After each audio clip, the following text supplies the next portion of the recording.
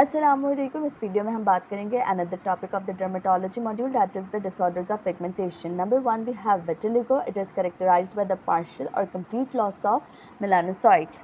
जो मेलानोसाइट्स होते हैं ये रिस्पॉन्सिबल होते हैं for the pigmentation in the skin. Melanin ये सिक्रीट करते हैं जिसकी वजह से स्किन में पिगमेंटेशन होती है। सो अगर उनका लॉस हो जाएगा so there will be loss of pigmentation. ठीक है, साइट में आ जाता है hand, wrist, axilla and periorbital region. Most commonly यहाँ पर हो रहा होता है ये। अब इसमें क्या होता है, एक जगह आपके पास नॉर्मल स्किन कलर होगा और एक जगह बिल्कुल वाइट हो जाएगा, तो there will be the patchy sides जहाँ पे आपके पास लॉस ऑफ पिगमेंटेशन हो रहा होगा। कॉजेज इसकी इडियोपैथिक हो सकता है, ये कोई नोन कॉज नहीं है। ऑटो इम्यून यानी सेल मेडिएटेड इम्यूनिटी की वजह से। Now there is a two conditions, एक होती है एल्बिनिज्म और एक होती है विटिलिगो। विटिलिगो जो होते हैं ना उसमें आपको पैच फॉर्म में हाइपर पिगमेंटेशन नज़र आती है, लेकिन एल्बिनिज्म में कंप्लीट जो बॉडी पर जो है ना एक हाइपर पिगमेंटेड ही होती है वो बॉडी, उसमें कहीं पे भी मेलानिन डिपोजिशन या कलर नहीं होता। क्या वजह है उसकी कि जो एल्बिनिज्म होता है ना उसमें मेलानोसाइट्स प्रेजेंट होते हैं, विटिलिगो में मेलानोसाइट्स प्रेजेंट नहीं है। विटिलिगो में मेलानोसाइट्स की डेफिशिएंसी है, एल्बिनिज्म में मेलानोसाइट्स प्रेजेंट हैं, बट जो मेलानोसाइट्स जो होते हैं ना वो मेलानिन प्रोड्यूस नहीं कर सकते।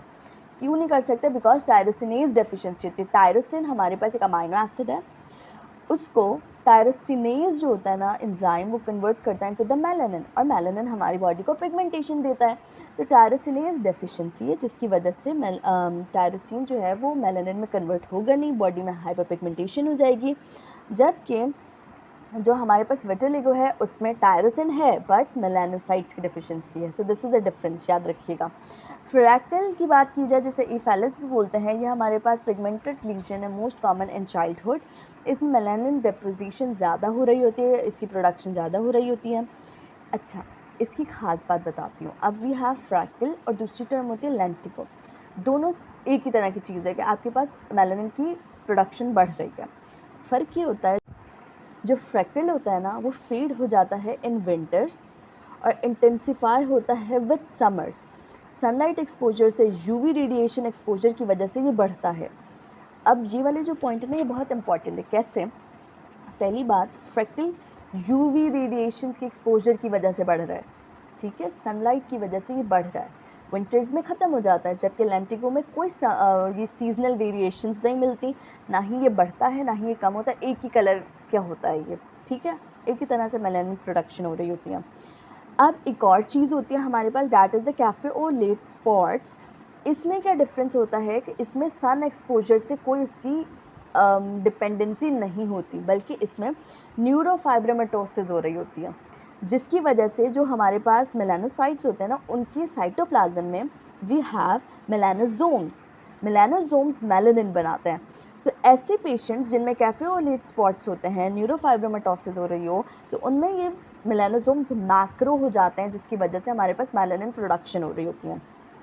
सो मैंने फ्रैक्टल के टॉपिक में आपको 3 बातें पढ़ाई।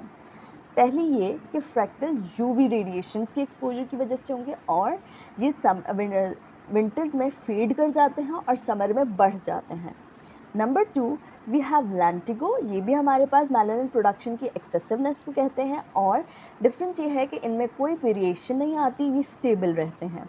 नंबर 3 वी हैव कैफेओलेट स्पॉट्स, ये जो होता है न्यूरोफाइब्रोमेटोसिस की वजह से हो रहे होते हैं। इसमें जो साइटोप्लाज्म ऑफ द मेलानोसाइट्स में मेलानोजोम्स होते हैं ना वो मैक्रो साइज के हो जाते हैं, जाइंट हो जाते हैं, जिसकी वजह से मेलानिन की प्रोडक्शन बढ़ जाती है। दिस इज़ फ्रैक्टल इफेलिसिस, जिसमें हमने लेंटिगो और कैफेओलेट सिंड्रोम भी पढ़ लिया।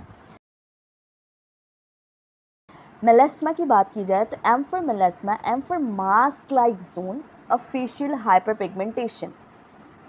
आप अगर एक अपने माइंड में पिक्चर लाएं कि आप मास्क जहाँ जहाँ पहन रहे हैं, यानी आपका जो चीक का एरिया है ना यहाँ पे एक हाइपर पिगमेंटेशन लीजन्स बन जाएंगी। सो मेलेस्मा जो है ये एसोसिएटेड है विद प्रेगनेंसी, प्रेग्नेंट लेडीज़ में इसे देखा जाता है, और इसकी जो एग्रीवेटिंग फैक्टर्स होते हैं that include contraceptive pills usages and sunlight exposure. Next we have melanocytic nevus, that is also known as mole. ये हमारे पास कंजेनाइटल और एक्वायर्ड बिनाइन न्यूप्लाज्म होता है, मेलानोसाइट्स का बिनाइन कंडीशन है ये। की गेन ऑफ फंक्शन म्यूटेशन आपने याद रखनी है, दैट इज़ द ब्राफ एंड रास जीन म्यूटेशन। ये याद रखनी है कि ये गेन ऑफ फंक्शन म्यूटेशन है ब्राफ एंड रास की, क्योंकि जब मैं आपको मेलानोमा पढ़ाऊँगी तो उसमें ये रिपीट होगा। टाइप्स ऑफ सेल्स की बात की जाए तो हमारे पास सुपरफिशियल नेवियस सेल्स होते हैं जो कि मेलानिन को प्रोड्यूस कर देते हैं और नेस्ट लाइक पैटर्न बना लेते हैं। डीपर नेवियस सेल्स जो होते हैं ये हमारे पास कोई पिगमेंट प्रोड्यूस नहीं कर रहे होते और ये कॉर्ड की फॉर्म में ग्रो करते हैं। याद रखिएगा, सुपरफिशियल बड़े होते हैं, लार्जर होते हैं, नेस्ट की फॉर्म में ग्रो करते हैं और मेलानिन प्रोड्यूस करते हैं। डीपर वाले हमारे पास स्मॉलर होते हैं, कॉर्ड की फॉर्म में ग्रो करते हैं और कोई पिगमेंट प्रोड्यूस नहीं करते। मॉर्फोलॉजिकली ये पॉइंट्स इंपॉर्टेंट हैं to differentiate it from melanoma. इसमें क्या होता है, ब्राउन कलर का यूनिफॉर्मली पिगमेंटेड आपके पास एक लीजन मिलेगी, जबकि मेलानोमा में वेरिएबल कलर्स नज़र आ रहे होते हैं। इसमें आपके पास स्मॉल पप्यूल्स होता है लेस देन 6 मिलीमीटर का, मेलानोमा में मोर देन 6 मिलीमीटर का होता है। इसमें वेल डिफाइंड राउंड बॉर्डर्स हैं and that has asymmetrical irregular borders. So ये पॉइंट्स आपने याद रखने हैं कि इसमें क्या है और उसमें क्या है, बिकॉज डिफ्रेंशिएट आप इसी तरह से कर पाएंगे कि ये बिनाइन है या मेलिग्नेंट है। टाइप्स की बात की जाए, we have 3 types, junctional, compound and intradermal. Picture मैं यहाँ पे लगा दूँगी, अच्छे से देख लीजिएगा, उससे बहुत अच्छा कॉन्सेप्ट बन जाएगा। जो जंक्शनल वाले होते हैं ये हमारे पास ओवल सेल्स या राउंड सेल से कंपोज्ड हुए होते हैं and these are found at the dermo epidermal junction.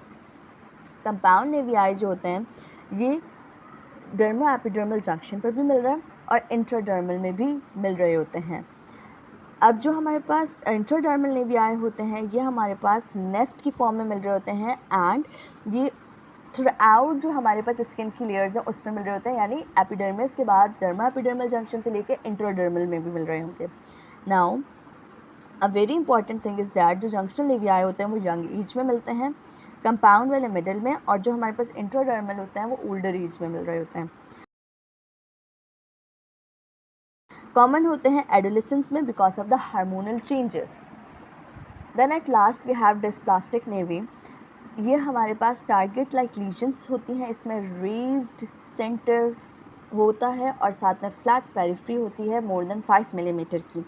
More than 5 millimetre का क्या मतलब है कि 5 मिलीमीटर से तो ज़्यादा होगा लेकिन लेस देन 6 मिलीमीटर होगा, क्योंकि जब 6 मिलीमीटर से बढ़ती है lesion so that is malignant melanoma.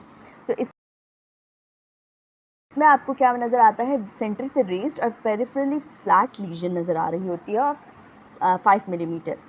ये हमारे पास सन एक्सपोज्ड एरियाज़ पे या नॉन सन एक्सपोज्ड एरियाज़ दोनों जगहों पे हो सकता है। इनहेरिटेड डिसऑर्डर है एज ऑटोसोमल डोमिनेंट। इसके पास एक रिस्क है कि ये कन्वर्ट हो सकता है, प्रिकर्सर लीजन की तरह काम कर सकता है for the malignant melanoma. Gain of function mutation same है रास एंड ब्राफ जैसे पीछे हमने पढ़ी मेलानोसाइट नेवी में। मॉर्फोलॉजिकली बात की जाए तो इसमें जो है नेवियस सेल्स बन जाते हैं with in the epidermis, that जो नेवियस सेल्स होते हैं ना ये एक दूसरे से फ्यूजन करके बन रहे होते हैं, ब्रिजिंग अपीयरेंस दे रहे होते हैं। We have 3 important points here. सबसे पहले लेंटिगस हाइपरप्लेसिया। इसमें क्या होता है, जो नेवियस सेल्स बन रहे होते हैं ना ये बेसल लेयर को रिप्लेस करना शुरू कर देते हैं और वहाँ पे ये हमारे पास कैंसरस सेल्स डेवलप होना शुरू हो जाएंगे। नॉर्मल बेसल सेल्स की जगह क्या होंगे, नेवियस सेल्स आ जाएंगे along the derma epidermal junction. Cytological atypia में क्या हो रहा होता है कि irregular shape dark staining nucleus containing जो सेल्स होते हैं वो मिल रहे होते हैं आपको, जो यानी सेल में क्या चेंजेस है, सेल कैसा हो रहा है, इरेगुलर हो रहा है और डार्क स्टेनिंग न्यूक्लियस कंटेन कर रहा है। मेलानिन इनकॉन्टिनेंस क्या होती है कि एक्सेसिव मेलानिन की प्रोडक्शन हो रही होती है और वो एक्सेसिव मेलानिन जो होता है वो फेगोसाइटोज्ड हो रहा होता है by the macrophages. So this is all about pigmented lesions of the skin. Next video में हम बात करेंगे tumours of the epidermis, dermis and melanocytes. जज़ाकल्लाह।